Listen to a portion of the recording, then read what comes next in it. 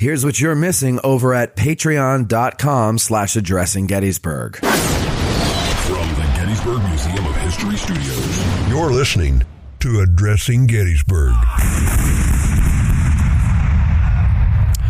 Hello, patrons. How are you? I hope you're doing well.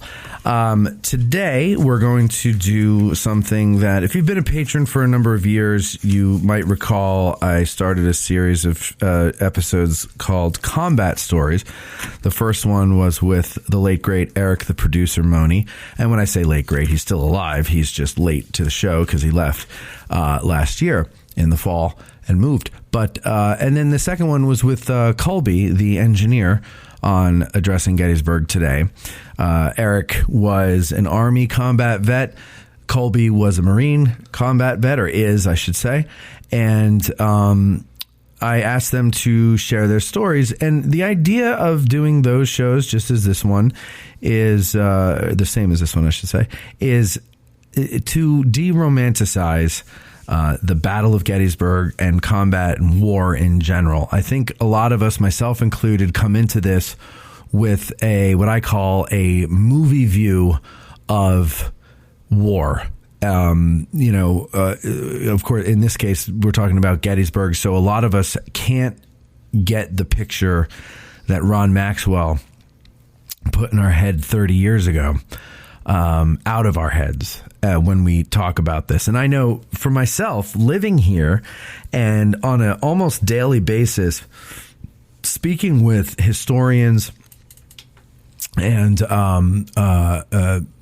licensed guides and rangers and exploring the battlefield and all that stuff, it's still hard for me to shake the image of Tom Berenger when I hear Longstreet's name, or Martin Sheen when I hear Lee's, or Jeff Daniels when I hear Chamberlain's.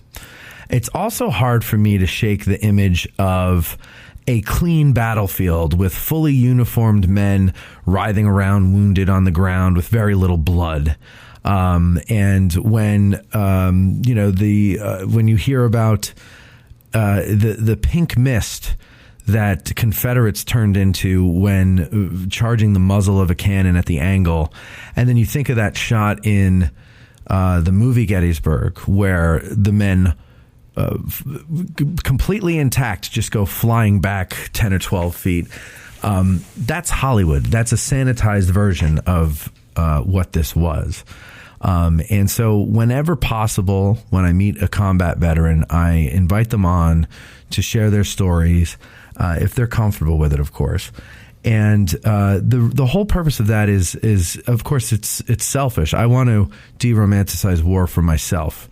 I have a great deal of respect for these people who put themselves in these situations that I did not have the courage to put myself in. And I don't want to go, well, that was their choice and this is my choice and I'm going to enjoy my life. I'm still going to enjoy my life, but I want to know what other people go through, and I want to know the stories of these men who are living today, because they're part of our history. You know, we can't talk to Joshua Chamberlain or anybody who fought for the 20th Maine, but we can talk to the people who fought our modern wars and hear their stories. And so that's what I'm going to do. So today we're talking with John Michael Self. Hello, John. Hey, thanks for having me. You're very welcome. Thanks for doing this. You're a patron. Yes. And you sent me an email when you became a patron, I think. Is that when it was? No, it was me. It was, I never will forget it. I just found your show, right? And it was like, I guess they call them necro posts, because it was a 2-year-old show that I was watching, and it was, I think it was. Is that what they call it, necro post? So, like it's dead? Like it's like, I didn't realize that it was an older show. Okay, right? Gotcha. So it was like 2 years old, and it was the one you did with Tim Smith, and I think it was Eric, or it might have been somebody else, but they were breaking down. Yes, they were breaking down the firearms, and you left a comment on the YouTube I left a comment, video, and then when I did it, I couldn't figure out how to erase it because I'm like, man, that sounded kind of smart. And then I realized who Tim Smith was, and it was about muskets, wasn't it? Man, muskets it versus carbines or something. Yeah. So, first off, I've been a huge fan of the Civil War for since I was little. Not a fan, right? I know what you mean. I've been interested in it, right? Love history. Student of. Well, actually, I thought I was a student, and what I have learned is that I was just I was soaking in other people's opinions and other people's writings. And now that I've gotten to the point in my life where I can go see these places and look, and I think it was Bud Robertson that said, "You've got to get on these battlefields and look at them." Yes. It might have been Ed Bears. One of those. Many people say that, so it could have been any one of them. 100% true. Yeah, it absolutely is. You can actually start to see how things happened and why they happened. When I became a Marine in 94,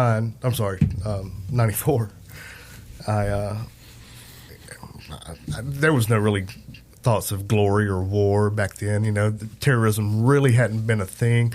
I think prior to that, we had the Lockerbie, Scotland bombing, the World Trade Center. Nothing major, just stuff that normally happened during the 80s and early 90s. I wasn't thinking of it. It was always over there. And, except for the World Trade Center. Lebanon. I never wanted to go. I mean, it wasn't. Basically, I was sitting home and I was working as a grocery clerk, and the Marine recruiter called me and said, "Hey, man, what you doing?" I said, "Nothing." He goes, "You want a job?" I'm like, "Yeah, I'll be there in a minute." And my dad said, "What are you doing?" I said, "I'm going to join the Marines." He goes, "You won't ever make it." And I made it. But I spent 6 years in the Corps. I learned how to work on electronics and spent maybe 1 year doing it. The rest of the time, I shot on not the Marine Corps rifle team. That I was not good enough for that. Let me lay that out there right now. I shot intramural Pacific Division matches. That's where I first became interested in military style weapons. I've always loved cowboy and black powder guns. Sure, that's me what too. I grew up on. Yeah. And I think I got my first .45 single action when I was 15. My mom and dad got it for me. I grew up on a farm. Yeah. Okay. I grew up in a historic farm that was built before Texas was Texas. When Texas was part of Mexico back then. When it was. Yeah. So I'm very attached to my roots and my Texas history, and that kind of expanded into, oh, well, there were Cass County people that fought here at Gettysburg. There were Cass County people that fought in the wheat field or the cornfield or Miller's cornfield at Antietam. And I looked at some of these names, and some of these names are still in my town. Yeah. Yeah. And they're relatives. And these people don't even know. They're like, yeah, they fought in the Civil War. Yeah. Like, do you know that they were in Miller's cornfield where they had 86% casualties? Yeah. And, I don't care. Yeah. Yeah. Just like, Yeah. Really? I mean, that's where you came from. That's the stock that your lineage came from. And it to me, that's important. And other people, it's not. And I get that.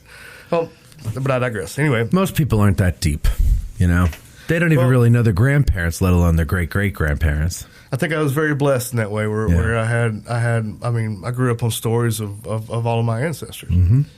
And I had a great family and a great upbringing. Never thought about war except what you see on TV. Right.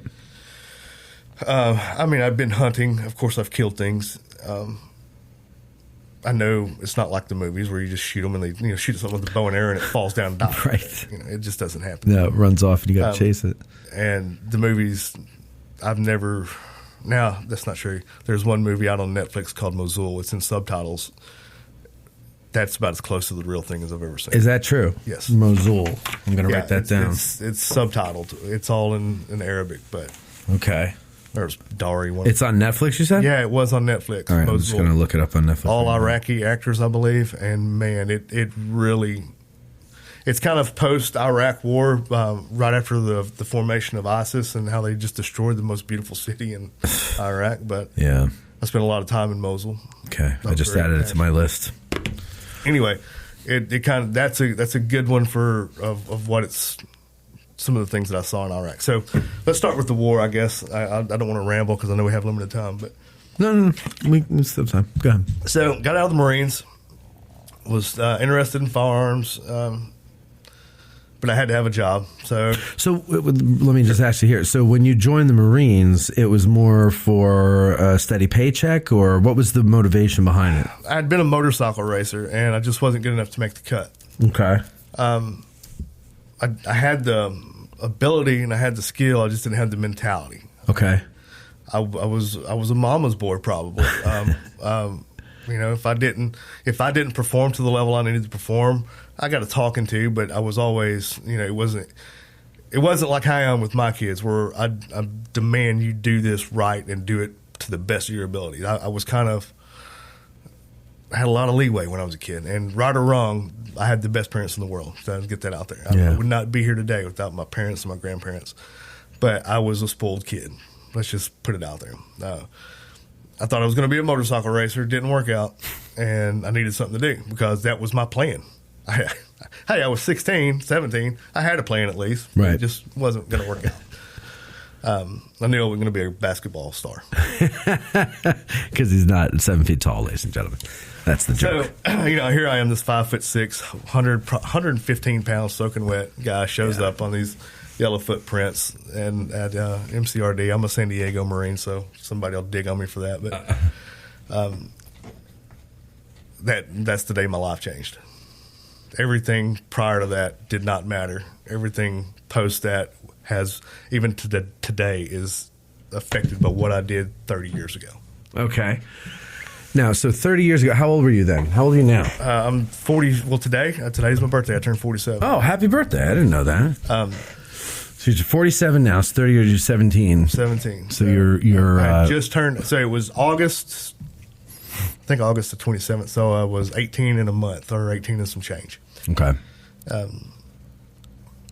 Man, what a shock when you step on those yellow footprints, and your other Marine combat vet will probably say that was probably one of the most formative days of his life. Now, for people who are listening who don't know what that is, the yellow footprints, that's when you arrive. Yeah, you get on the they keep you up. You're traveling from all these points in the United States, and then you start out with one or two guys from your recruiting station, then you get to another airport and 4 or 5 more guys get in, 6 or 7 more guys. By the time you get to California, fly into California, you've got probably a bus full of recruits. Okay.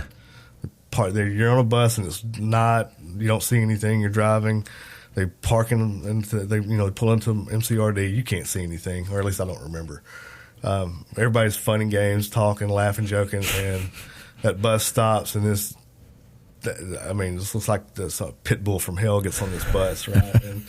and starts telling us what we're going to do and how fast we're going to do it. And we try to do it. Nope, do it again. Nope, do it again. Nope, do it again. Finally, we get on these outside, and there's these yellow footprints, 45-degree angle, and and that's the position of attention. Everything is done for a reason. For sure. And that is for a kid that had no. I'm not going to say I didn't have direction. My mom and dad always wanted the best for me, but I didn't have the personal fortitude to say, this is what I have great respect for kids today that can say, this is what I want to do, and this is what I have to do to get there. So you had a cushy life. I had a cushy life, okay? Maybe not spoiled, but cushy. Yeah, I was not expected to perform, mainly because I like to party, and I like to smoke, and I like to drink. And my mom and dad, I was not irresponsible. You just like the good life. I enjoyed. I had some of the best friends in high school. I never thought I would be so far separated from them as I am today. Yeah, I know what you mean. My high school friends were the best. Tight group of people. And now I'm only like really close with one of them. Mm-hmm. The other two, one of them I don't talk to, and the other one I talk to once in a while. But like we don't, well, on birthdays we'll text each other happy birthday or something. And if I'm ever back in New Jersey, maybe we'll get together. But yeah, it's funny. But at the time, like the four of us were like, yeah, and and I thought that was life. Yeah. And I remember thinking, my mom and dad don't have any friends. I've got these great friends. This is all. I just want to live home and hang out with my friends. Yep.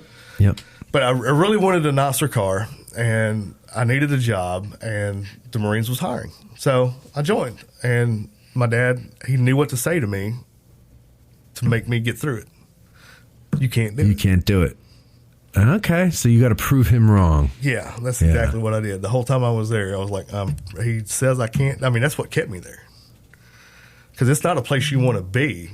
It wasn't. All right. Well, have you ever watched the movie Full Metal Jacket? Sure. Do you know why that movie was so real, was so good? That was a real Marine drill instructor. Yeah. Arlie Ermy was real. Yeah, that's what it was like. Yeah. Maybe not to the extent of punching. When people weren't looking, and in my era in the early 90s, that was really being phased out. There wasn't much hazing. Is it true though now that like if your drill instructor is too mean and too loud, you put up a red card and they had that same rumor back there?